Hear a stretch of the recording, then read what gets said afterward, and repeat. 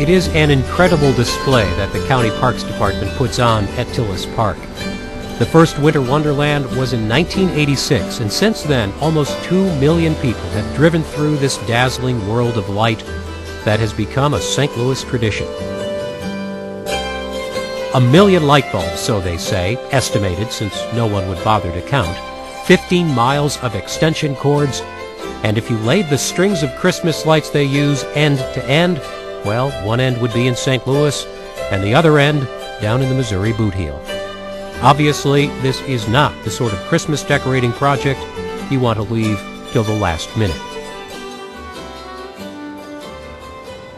For most of the year, all of the lights and wires and frames that make up the Winter Wonderland are stored in this shed at Tillis Park.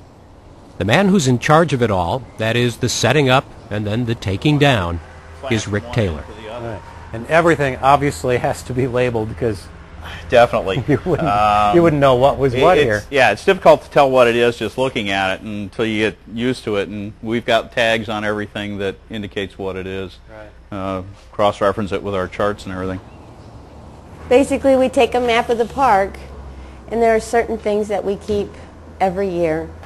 For the last 3 years, Diane White has been the chief designer of the Winter Wonderland display. When we came by in September, her plans were pretty well set. We change it up every year so it doesn't look like the same thing. We work with the same pieces. And then we've hidden a kissing couple underneath the shelter, so keep an eye out for them. Most of this starts about this time of the year. We really get into it heavily first part of October. This is a road ornament. What we do is we bring these in, we plug each piece in, we test it to see if it does light up. If it lights up, good. It goes into a pile that works. If it doesn't light up, we check the bulbs. There could be a broken bulb somewhere, and it's just a simple matter of replacing that. It's a tedious process, finding and replacing bad bulbs or reattaching whole strands if you can't find the problem. But they've been modernizing over the years. They're gradually replacing the old strings of lights with these light ropes, plastic tubes with microbulbs inside. They're easy to attach, and it's easy to replace a bad section.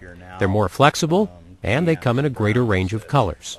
You know, you got a gingerbread man, all of a sudden he looks like a gingerbread man rather than being green or something. So we can be a little more true to life in colors.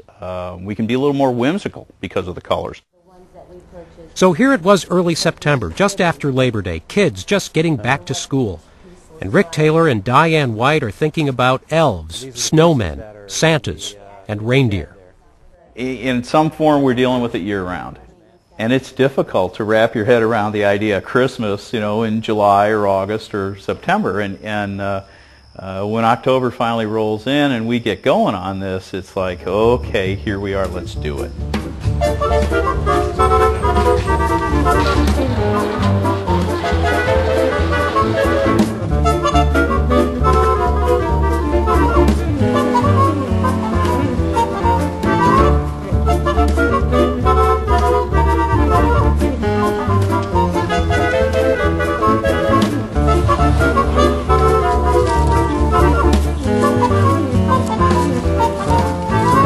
A couple of dozen county employees are called in from the various parks where they usually work to put together the Winter Wonderland.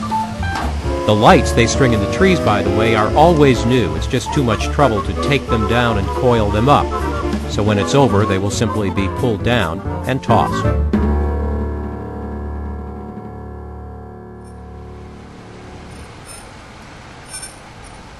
Five weeks after the setup began, the Winter Wonderland is pretty much ready for its Thanksgiving week opening. They turn everything on early in the morning so Rick and Diane can drive through. They look to see if a piece might be moved a bit here and there to make it look a little bit better. I think we're in pretty good shape. We're pretty satisfied with it. We think we've got a really good show this year. They're also looking for any burned out lights, and they saw a problem with the kissing boy and girl. No, we have a segment out. Her face is out. Okay, so somewhere in here is either a dead section or bad. There's a short. Okay, so it needs to be fixed right there. Yeah, I guess so. No problem there. Favorite section? Do you have a favorite section? Favorite section, Tripod Tree Forest by that's the best. We've got probably 200 to 300 little tripod trees, all decorated up. They're all doing something different, and you just pull around the corner and there it is, and I think it's a really neat effect. In the daytime, you know, this looks like absolutely nothing, but at night I'd be stepping into a lake with a flowing river. And look for something new this year at the lake, the jumping fish. They worked really hard on this one. It comes in 3 different pieces that light up in succession. Fish comes out of the water, fish is in the air, and then the fish splashes back into the water. Like I say, it doesn't look like anything now, but believe me, when it gets dark, this thing comes to life.